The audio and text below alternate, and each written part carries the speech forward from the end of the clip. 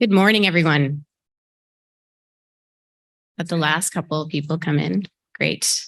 I am delighted and honored to officially open the 9th edition of Legal Issues in Social Entrepreneurship and Impact Investing in the US and beyond. I'm Amelie Baudot, the COO of a new fund, the International Fund for Public Interest Media, a conference co-chair this year, alongside Ginny Lemzone and Kevin Saunders. I am also a proud alum of this law school. This is our first hybrid conference and our first in-person conference since 2019. We have a wealth of topics over the next 2 days. These topics are generally oriented around 4 themes. Distributive power and wealth.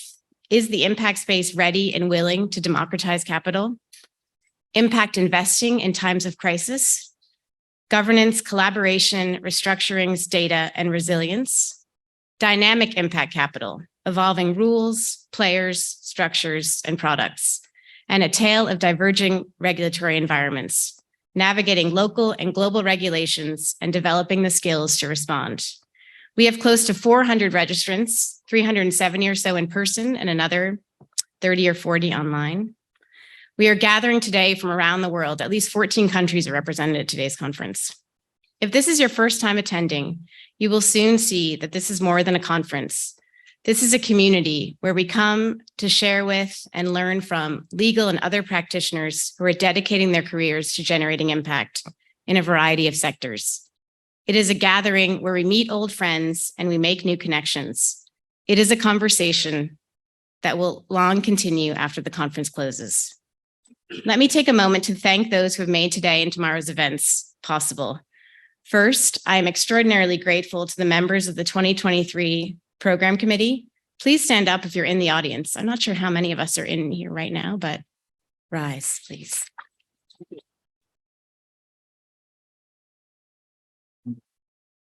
Including my conference co-chairs, Kevin and Ginny, who just sat down during that, please.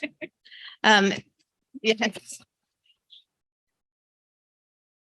This committee not only developed the themes of our conference, meeting weekly for months, they gathered all the materials needed for CLE credit, and they also deliberately looked to expand and diversify the voices heard in this community. You will see the results of that effort in the high caliber of moderators and speakers that we have over the next 2 days, to whom we are also very grateful. The co-chairs and the program committee also want to thank NYU Law School for hosting us, and the Grunin Center's executive director, Amaris White, for her tireless, patient, and incredible support in putting on her first live conference, and to Lisa Ponte, who I think is still registering people, who joined us very recently, but whose help quickly made her an invaluable addition to the team.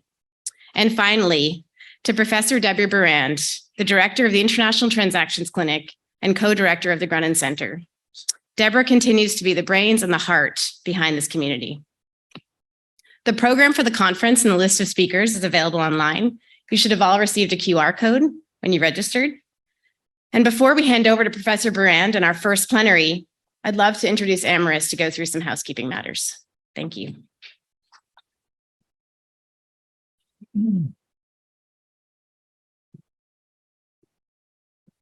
Thanks, Amelie. Good morning, everyone. My name is Amaris White, and I'm the Executive Director of the Grunin Center for Law and Social Entrepreneurship here at NYU Law School. Welcome to our annual conference. It's so great to see so many faces, and a special thank you again to our co-chairs, Kevin, Amelie, and Ginny, and to our entire program committee who have all contributed countless hours to this wonderful event. Thank you also to all of our speakers, and I see so many of you already here today, and thank you to each of you who's here and attending.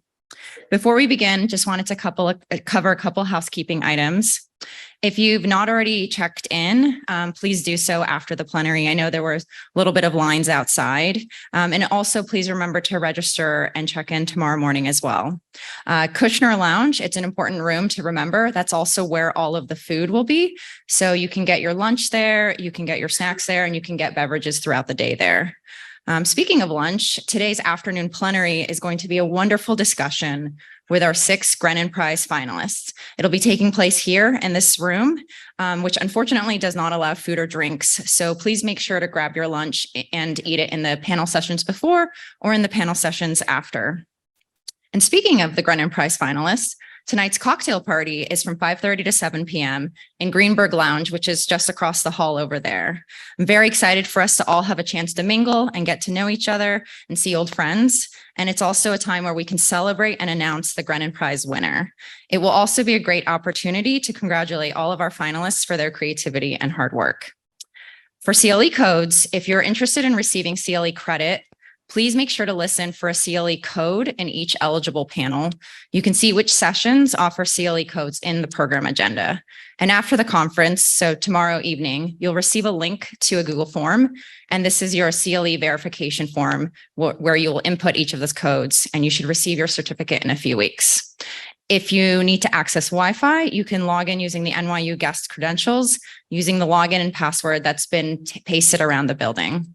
Thank you so much again. And with that, I now pass it to Deborah for our morning plenary.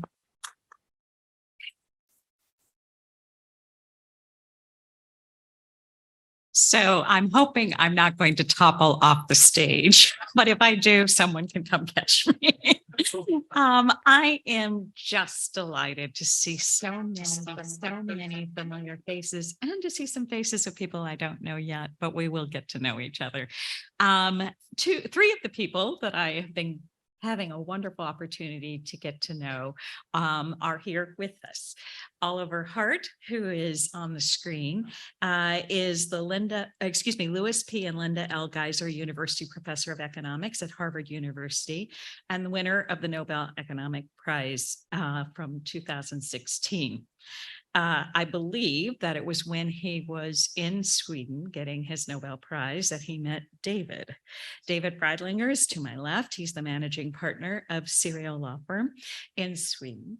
And then next to him is Kate Vitasek. Am I saying that correct? Vitasek. I'm putting the emphasis in the wrong place. Kate Vitasek is a pracademic, meaning she's a practitioner with an academic mindset. And she is a distinguished fellow at the Global Supply Chain Institute at the Hassiam College of Business at the University of Tennessee. So how did these three people come to my attention? How did they come to each other's attention? I first learned of them on a plane when I was flying to Oxford for a conference, and I had my Harvard Business Review magazine with me, and I read an article that I was absolutely blown away by, that the three of them had authored. I tore it out of my magazine, ran around the conference showing it to everyone, and that article became part of, and here's my prop, the book that they ended up writing. Yes, it's very worn. You would do the same when you start reading it. I'm turning down corners. I'm marking it up. It's changed the way I think about how I develop contracts in this space. The book is called Contracting in the New Economy, Using Relational Contracts to Boost Trust and Collaboration in Strategic Business Relationships. It was not written for impact investing, but it's very relevant, as you're going to start to hear. So with that, I'd like to start some questions. We will have a little bit of time at the end for questions and answers from you all, but I encourage you to reach out to these folks. They're going to be at the conference throughout, and these conversations will continue. So if you don't have a chance to get your comment or your question in during this session, there will be other opportunities. I think another thing that's going to happen at this conference is that you're going to see that some of the themes that we talk about in the plenary today are actually going to be picked up in a number of our panels. And so you will have another opportunity to take another bite at this apple, so to speak. So I have to admit, in some ways, I feel like this is the setup for a joke. How did a Swedish lawyer, a Tennessee professor, and an economist walk into a bar and get together? I don't think you walked into a bar, but I would love to hear the origin story of this really unique collaboration. And maybe I could start with you, Oliver, and get your thoughts about how this all came to be. And then I'll turn to David and Kate. Oh, sure. I hope you can all hear me. Yes, perfectly. Thank you. A little bit of a delay when I speak and I hear it. But anyway, Well, from my perspective, it all started, as you said, when I was lucky enough to win the Nobel Prize, and I went to Stockholm for a week. Um, it's a hectic week. It's wonderful, but it's also overwhelming. You get a lot of invitations to events. Some of them are the official events, but you also get sort of unofficial invitations, and most of them you either cannot do or don't want to do. But one that intrigued me was from a law firm, the law firm that David was at the time working in, and he was the person who invited me. And the reason I was interested is, it was, law firms, they know about contracts, right? And they wanted to hear about my work. So I went and spoke to them, and I think I described some of my earlier work, but towards the end of my talk there, I mentioned some of my more recent work on contracts as reference points, and the idea that people might become aggrieved during a contractual relationship if the other party behaves in a way they don't think is reasonable, and this might lead to a soured relationship going forward, and less cooperation. Anyway, I was talking about that, and I think that resonated with. I mean, it's clear that resonated with David, and he thought. I don't want to put words into his mouth, but he thought, well, I'm doing something in practice that seems to be sort of consistent with these ideas that Oliver's talking about. And so we talked, and then we continued the relationship. And at some point, he, introduced me to Kate because he'd been working with her. And one thing led to another, and we realized, yes, there was a sort of synergy between what they were doing in practice and what I was doing in theory, and that led to this Harvard Business Review article.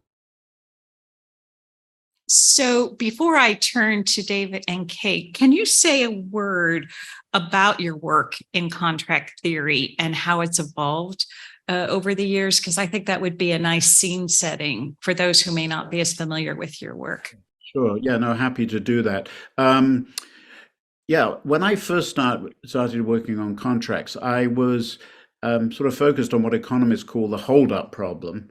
The basic idea of that is that when people are in a long-term relationship, they become dependent on each other. And one of the things that can happen is that one party takes advantage of the other party. It becomes very opportunistic and sort of holds them up and says, if you want to continue, if you need my supplies going forward, you need some slightly different service or good from me, I'm going to, charge you an arm and a leg for it. And I can do that because you're basically very dependent on me. And each party can do that to the other. And so this is called hold-up behavior. And I was interested in, if that's the main problem in contractual relationships, then what's the way to solve it? Well, one way to solve it is for one party to acquire as much power in the relationship as possible in order to make it difficult for the other party to hold them up. And one way you can do that is by, for example, I could buy your company. If you're sorry, I'm changing roles here. If I'm the buyer and you're the supplier, and I'm worried about you holding me up later on, I could acquire your assets, and then you become employees of mine. And that way, the scope for hold-up behavior is much reduced, because if you try to jack up the price, I can always say, oh, well, I'll fire you and replace you with somebody. The reason I can do that is I control all the assets in the relationship. So I spent a lot of time working on that. But then at some point I began to realize that, hold-up behavior is pretty extreme. And it wasn't clear to me that that was the main thing on people's minds when they entered contractual relationships. And I became more interested in the idea that, yes, there can be opportunism, but it's going to be more subtle. And the main problem may be, what I was mentioning a few minutes ago, that we may be in a situation, we write a contract, it's incomplete because we can't anticipate the future. We're going to have a long-term relationship. All sorts of things can happen during the course of our relationship. When one of these things happens, maybe I think we should deal with it in one way, and you think we should deal with it in another way, and we're not on the same page. And yes, we may compromise, but there might be some bad feeling. I feel you were not generous enough. You feel I wasn't generous enough. And that could sour the relationship.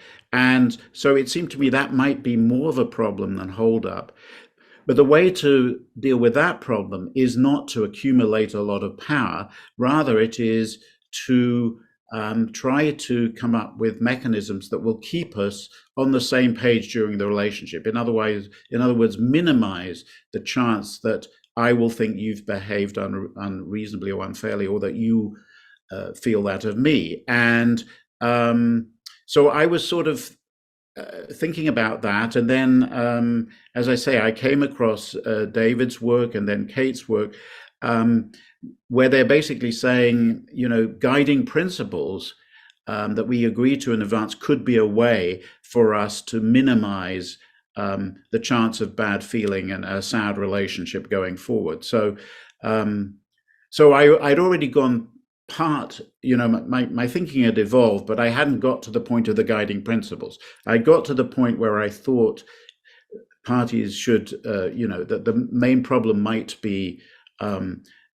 feeling that the other party hasn't behaved in an appropriate manner, but I hadn't reached the point of thinking, well, what's the solution to that? And then I came across their work, and that's what led to our collaboration. Thank you. And I think this is a perfect time to turn to you, Kate, because you have a lot of the ideas that have now been picked up by David and Oliver. You have a background in supply chain management with major corporations, and then became a professor. So maybe you could say a word about how your thinking about supply chain management has changed over the years. Perfect. So I have been at Microsoft on the buy side. I work for Microsoft's largest supplier on the sell side. I've been a consultant, and in 2003 was asked to join the University of Tennessee to lead a large research project that was funded by the Department of Defense and the Air Force. And they had one simple question: is why do some of these contracts work and some of them don't? And so the University of Tennessee is number one in the world in supply chain management. So it's a great place to be. With a pot of research money to let go and solve this problem. And we started to look at these relationships. Why is the GE Navy engine maintenance contract so successful, but the GE Air Force contract and Tinker Air Force Base not? And so by unpacking it, we found that there were what we call rules. So there were 5 simple rules, and they brought in the relational constructs. And it's like, well, why don't we teach people how to write these contracts? And I had nothing to do with contracts at the time. It was all about just getting a better relationship and optimizing the business. And by looking at the contracts, I was going, well, you got what you paid for. I mean, look at what your contract says and look at what you're doing. And the good ones were doing this relational stuff, but their contract wasn't always supporting it. And I said, why don't we just write new rules? Like, it's a supply chain thing. Why can't we just, solve this problem? It's pretty easy. So I wrote a book in 2010. The research was 2003 to 2009. I wrote a book in 2010 called Vested Outsourcing: 5 Rules That Will Transform Outsourcing. And then World CC, their head of research, Catherine Kawamoto, said, well, how would you put this into a contract? So we teamed with a couple other folks, including World CC, and wrote the Vested Outsourcing Manual, and took these rules and dissected and said, if we got to write a contract from, Greenfield, we'd have 10 contractual elements, and it would bring in the relationship stuff. Well, that concept kind of took hold because business people would come to us and say, I'm stuck. I don't have a good relationship. I need to make this work. And they began to apply our 5 rules and 10 contractual elements. And that was pretty successful. And so we now had case studies, and it was getting some momentum. So I'm going to turn it over to David, because this is the glue here. So there we go. We had 2 books out, and then David emerges. David. Okay. So where are we now? We are in 2012, I think. So I'm a Swedish attorney, and they asked me yesterday, how come a Swedish attorney is here? So at the time, I had worked for Swedish law firms and as an in-house counsel, lots with outsourcing. So I was basically looking for better ways to outsource because as many of you may know, I'm not a corporate lawyer. I'm more of a supply chain lawyer, but in outsourcing agreement and many complex customer-supplier relationship, they don't work really well. I knew, however, I told you yesterday, Deborah, I also have a background in a sociology degree. I knew that in most relationships which are characterized by a high degree of morality and trust, etc., that they always overperform. So there should be something there in outsourcing and trust, etc. So what do? You Google, and I found Kate, and I found that research project, and then I said to myself, I want to be part of this. I pinged you on LinkedIn, and we actually I think it was 6 months after that we met, but we also had a time to write our first book together, because then my entry ticket, I think, as I introduced to was these guiding principles that so Kate had done all this great work with the 5 rules and everything, and I introduced that part. And then I have been working with those kind of contracts in global and Nordic deals for many years, and then there was a Nobel Prize in contract theory by Oliver and Bengt Holmström, and I sent this email via the Nobel Prize institution, and I was lucky enough for Oliver to say yes, I want to participate in that seminar. I love this origin story. Go ahead, Kate. Yeah. So it's kind of, we were looking at it in practice from the business school perspective. Oliver was looking at it from a theory perspective. And so I kind of think of Oliver and I are the yin and the yang, and David is the glue that really binds everything together from a legal perspective and how you do the lawyers. So it's kind of interesting because I was aware of Oliver's work, but he was not aware of ours. And it really just magically kind of came together. I have always thought, though, I spend most of my time doing supply chain contracts, but I used to also do a lot of M&A, not least with startups and also others. I always thought that process is also not very functional, the investment process. Trying to be polite here, sorry. So I'm going to, as you probably are saying, okay, why in this world? But I think you'll start to see some of the work that they're doing and some of the things they're thinking about are relevant to those of us who sort of start with value-based transactions. And so that's why I started to get very interested in this space. But let's step back, because you talk about formal relational contracting. What in the world is formal relational contracting? Okay, can I take this one? Yeah. I wrote it down actually. So why? I mean, many of you may have heard. Yeah, many of you may have heard about relational contract theory, and it goes way back with Stuart Macaulay and Ian McNeill and others.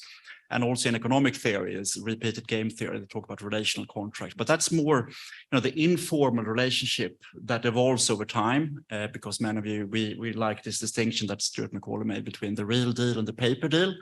You may have a paper deal, which is really power-based contract, etc. But then, in your daily operations or daily business, you're behaving kind of nice together. But that's the informal contract.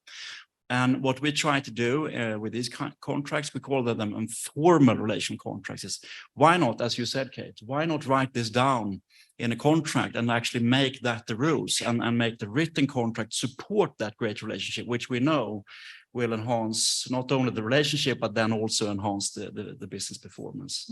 So it's an enforceable agreement. It's not only a handshake and saying kumbaya, now we will treat one another nice. It's an enforceable agreement. We can talk about that later, the enforceability. Written contract, but where you focus more on the relationship than on the actual deal, because these deals where this is appropriate is when a lot of change happen over time.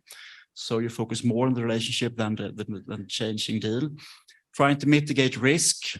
more by aligning interests and expectations.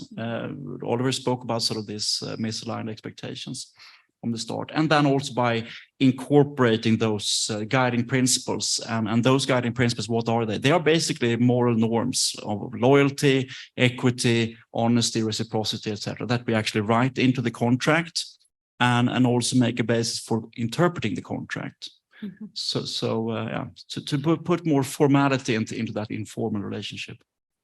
So I kind of like to think of it as if the contract has guts, and the guts are the work, the metrics, and the money, the relational stuff is the bookends. So you've got your shared vision, your guiding principles, that you're working over here, your common goals and objectives. And on the other end of that bookend is the relational governance constructs. So when business happens and there's changes, we're going to use our governance and counterbalance it with our shared vision and guiding principles to keep us in continual alignment. So you would never have the problem of the real deal versus the paper deal. Your working constructs then keep your system, your contract system in harmony. Mhm.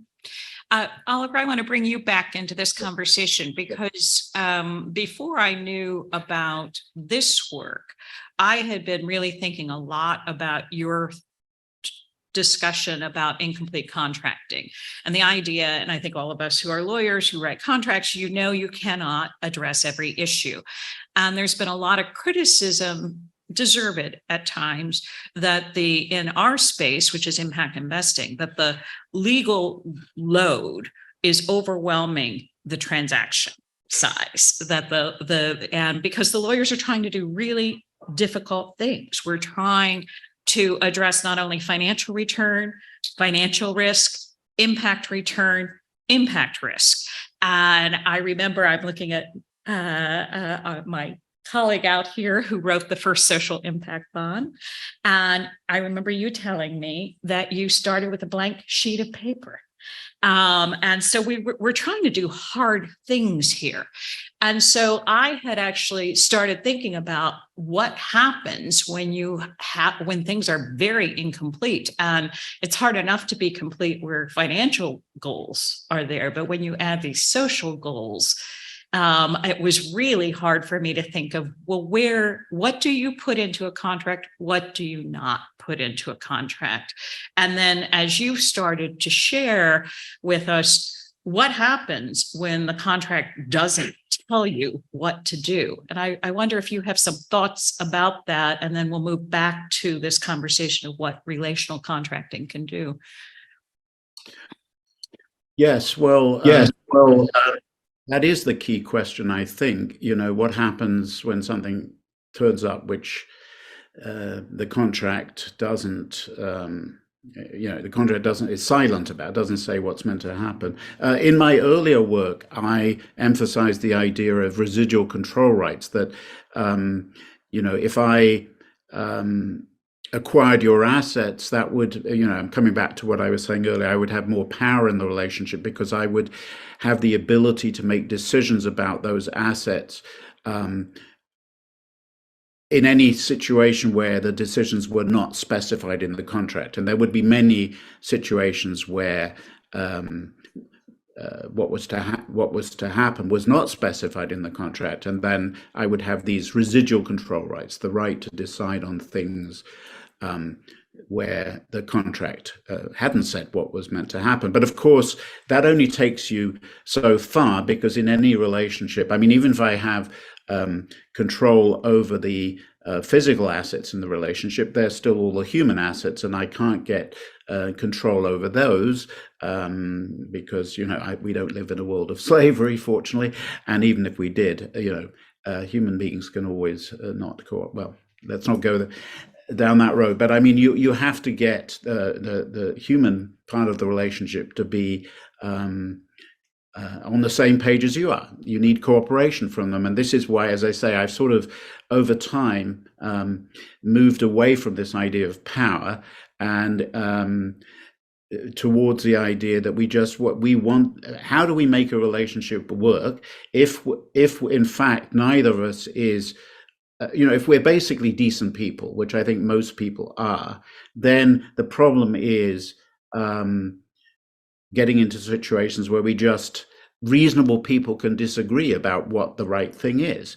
That may be the main problem we're going to face, given that contracts are incomplete. And then the question is what to do about that, and trying to set up a healthy relationship may be the best way to solve that, including in the situation you're describing, Deborah, where I don't know so much about these impact investments, even though I'm very interested in corporate social responsibility. But, I haven't spent a lot of time thinking about what you're talking about. But I think in those situations too,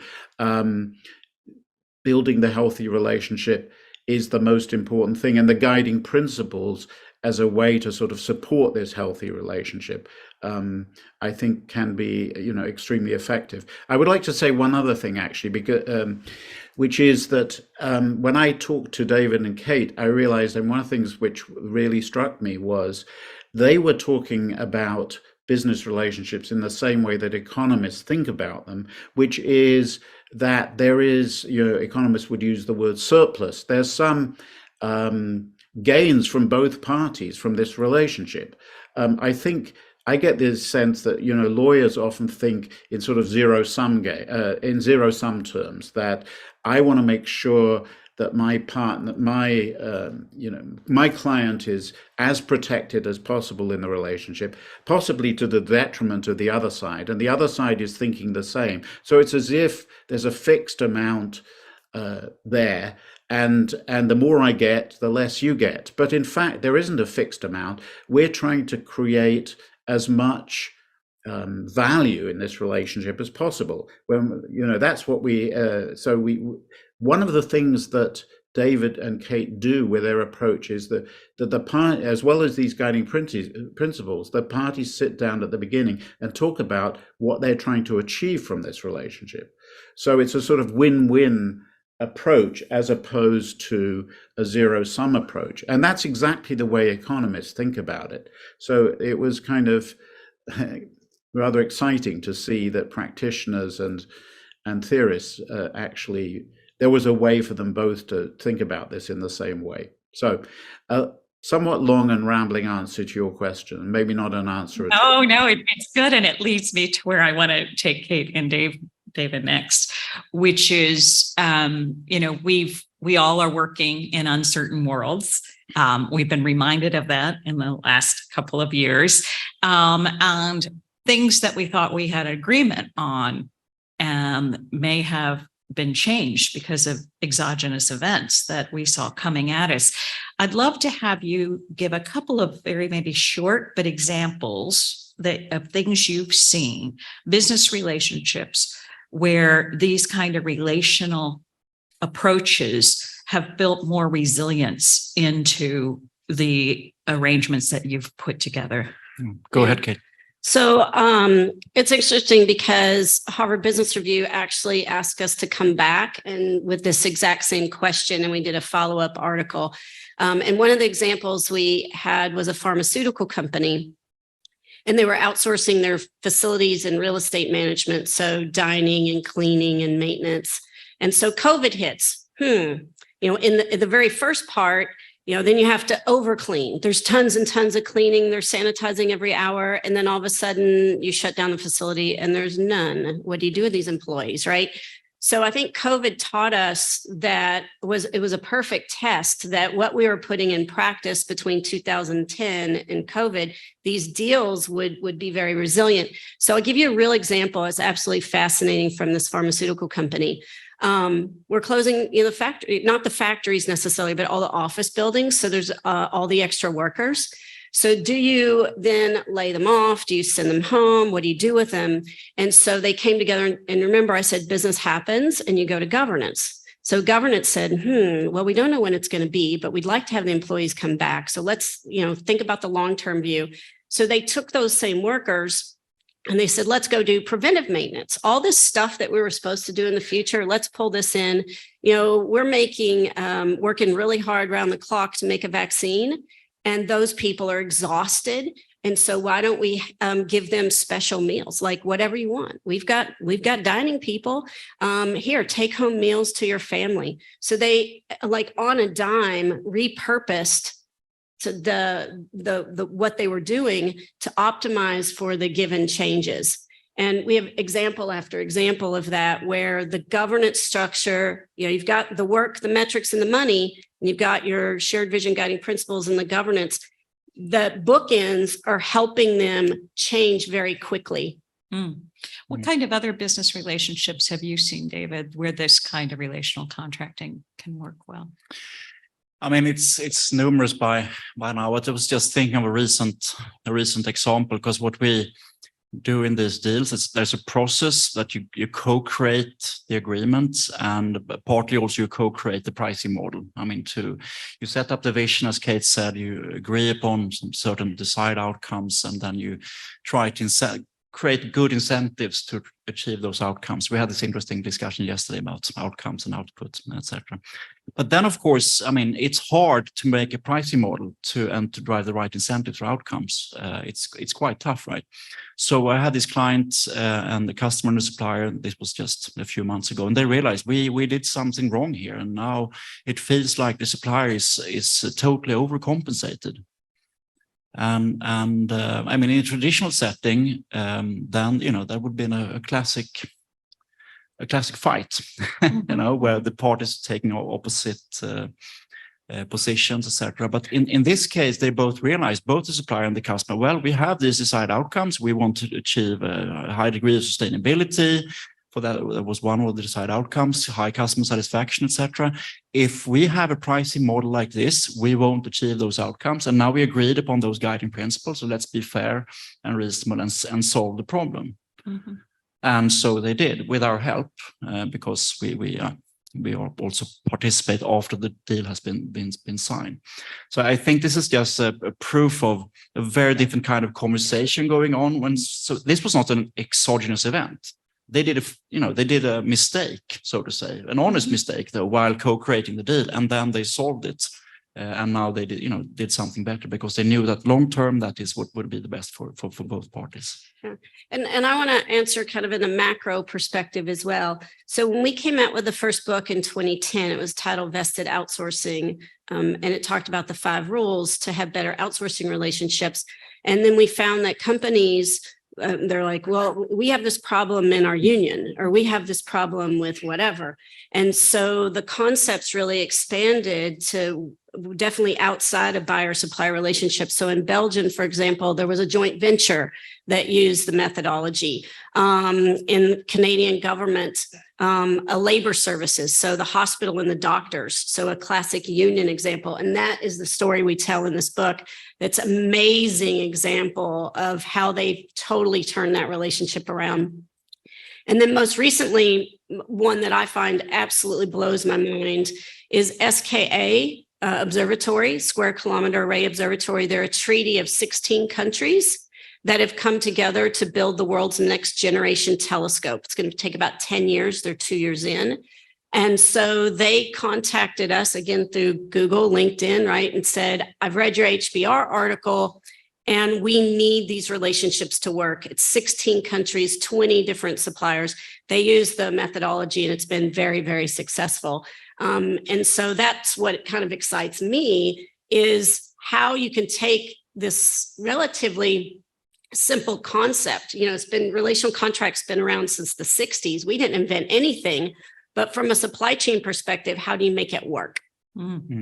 So I'm channeling some of the people in the room who are a little skeptical, and they may be saying, well, okay, how does this fare in a courtroom? What do you say, David? Yeah, luckily, we have not. So far, none of these contracts has gone to court, which is should be a threat for litigators, maybe. but yeah, we spoke about this earlier. I'm not concerned about that, because some may say, well, you can never enforce this kind of contract, etc. But when we wrote the book, I was given the task of sort of writing that chapter. Is this really enforceable? And then obviously I'm a civil law lawyer. Many of you will be common law lawyers, and you know, there's this reluctance to go outside of the four corners of the contract in common law. But I mean, there is this doctrine of good and fair, you know, what's called again? Good faith. Yeah, good faith contracting. And what I thought about is that, well, if you look at these court cases about what is good faith, and there are a number of cases, obviously, I think you will find that if you scratch underneath the surface, you will find those guiding principles. Mm-hmm. Because some of them are about equity, and some of them are about one party using power, autonomy. Some of them are about sort of one party lying, etc. So from that perspective, agreeing on those guiding principles is just, you know, a more elaborate way of saying this is what we mean by good faith. Mm-hmm. Do US and UK courts enforce agreement based on good faith? Yes. So from that perspective, I don't see a problem. You told an interesting story in the book, if I recall correctly, and if I've got it wrong, tell me, that in the UK, there was a case where the sort of reasonable man standard was there. Mm. And there was an agreement where these relations had been actually set out specifically, formal relational contracting. And if I remember correctly, the judge actually said, oh, so that's what you mean when you say reasonable man. They actually could look at that characterization to understand what behaviors are being expected. Not exactly so, sorry, but okay, no, that's fine. Get me right. Yeah. So it's this post office case. I don't recall exactly what it's about. So what the judge, because the general challenge on the UK law, I mean, because they have been really reluctant to adopt this good faith doctrine. So, and the question is there a general obligation of good faith under UK law? And the judge said, no, there isn't. But some contracts we can call relational contracts. Mm-hmm. And that was not, you know, we had nothing to do with that contract. Mm-hmm. Luckily, I mean, it went to court, so it shouldn't have been. So they said, well, some contracts, they are long-term, you know, they have this kind of loyalty and you know, the parties are highly integrated, etc. Those contracts become, from a legal point of view, called relational contracts. And there, in those relationships, there is an obligation of good faith. So that was the solution, kind of an elegant solution, I think.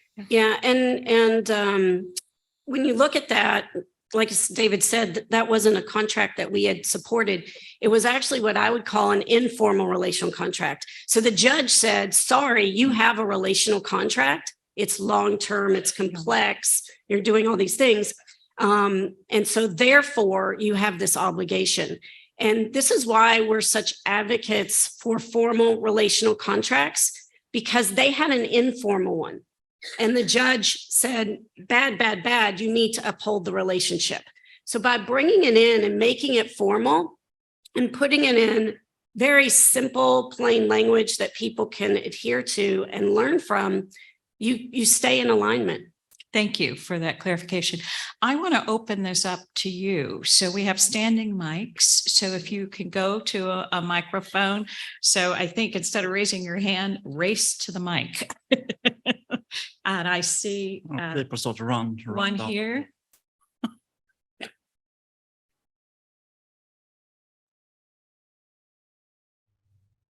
It doesn't seem to be on. Does our sound system? Yeah. There you go. It's Thank you. Thank you. I have a question about the Boeing Dreamliner.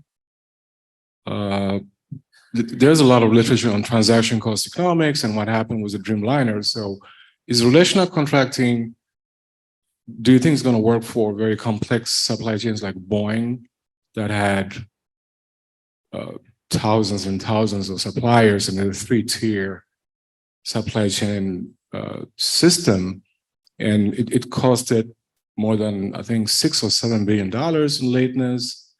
And how do you see that in terms of that complexity? Thank you. One of your favorites, or would you want to go ahead? Yeah, so I would point back to SKA. Who can get more complicated than trying to build the world's next generation telescope with 16 treaty, a treaty of 16 countries and multiple suppliers. But I definitely wouldn't say that relational contracts for everything. We're very strong on that. It's for things that are complex, incomplete, the relationship matters, long-term, there's risk. And if you start to fight over the risk, then there's lots of cost there. So things that are simple, they should be transactional. I say P&G has 80,000 suppliers. They can't all be relational contracts. These are for your most important strategic deals that you need to make work. But I would definitely have made the Dreamliner project an interrelational contract. But I mean, then we can talk about it over lunch also. But I think because there was a common goal, of course, to create a great aircraft. And so you can think of it in terms of layers, I think. So there could have been a more contract regulating these guiding principles, a vision, some outcomes, which I think would be shared then by the whole supply chain. And then there might have been different business models in different subcontracts, I think. But I think that would have worked out really well. We have done similar things with corporate alliances, which also then cascade down into sort of variations of the business model that has turned out to work really well. We got, okay, Carl, then we'll have I'm sorry. Okay, I'll hold this up. A lot of this comes out of classic relational contracts such as joint ventures, supply chain management, outsourcing.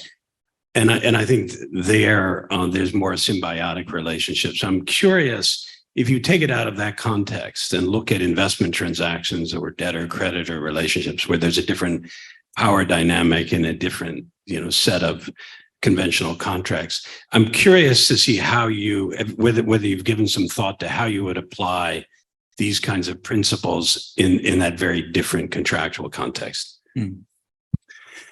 So we are also having another session about this afternoon, Sarah, and we have the Lisi folks here, which have developed a term sheet for equity investment using this concept, using a lot of other stuff as well, but also inspired by this, so that can be part of the answer. But I think personally, I don't have that much experience with debt investments. It's my colleagues in the bank and finance department who does that. But I have done a lot of M&A over the years, and in particular in those. We have a startup situation, or you have an investor investing, and you sit side by side with the entrepreneur. It's kind of a similar relationship. You're really, there's a high degree of dependency. You cannot really, you can leave one another, but you're really, really dependent. There can be conflicts of interest. There can definitely be these failed expectations that leads to agreement that Oliver talks about, etc.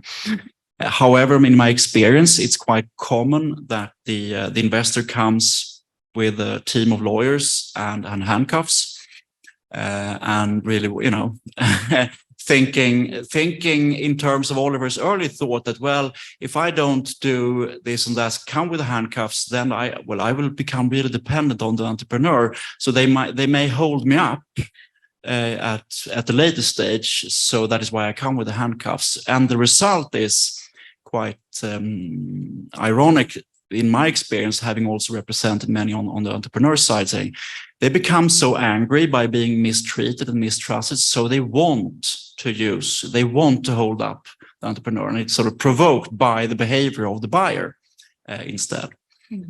So you sort of, Oliver, are you trying to jump in? I'd like. Well, yes, I defer to my colleagues on the practical side because they know so much more about that. But I did have an interesting experience I was on a panel with Ugo Sanin, if I've got it, the founder of BioNTech that produced the vaccine, along with Pfizer. And what was interesting about, he talked about his experience as an entrepreneur and his relationships with various investors. And what he found was that over time, he realized how important it was to have investors who had a similar vision to him. So I think in his early deals, his early companies that he set up, he had investors, to put it bluntly, who were sort of basically interested in the money. And at some point, he had a successful company, but they wanted to sell it, and they had enough control so that happened. But he didn't really want to sell the company at that point.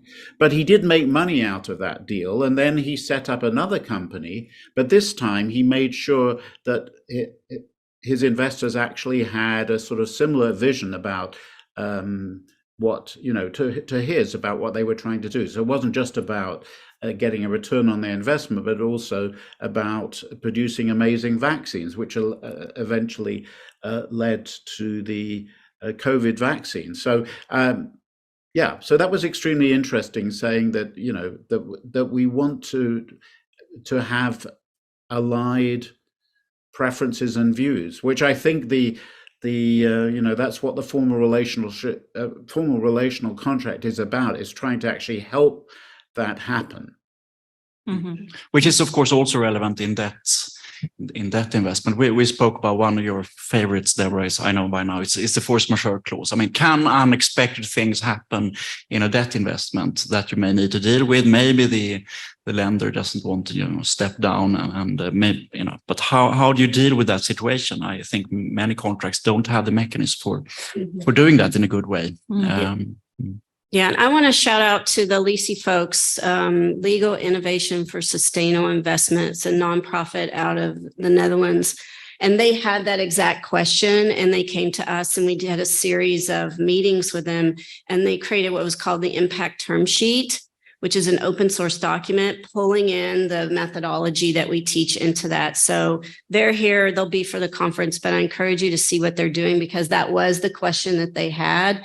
And they were way smarter at how to internalize it for this group. So I think we're now at time, but hopefully this got you thinking. And as we said, we'll be able to have a chance to pick these threads up in a number of the different panels that are coming up as you start to hear about how we actually are putting our deals together and some of the challenges we're facing and how we've responded to it. Thank you so much for starting our day on such a note.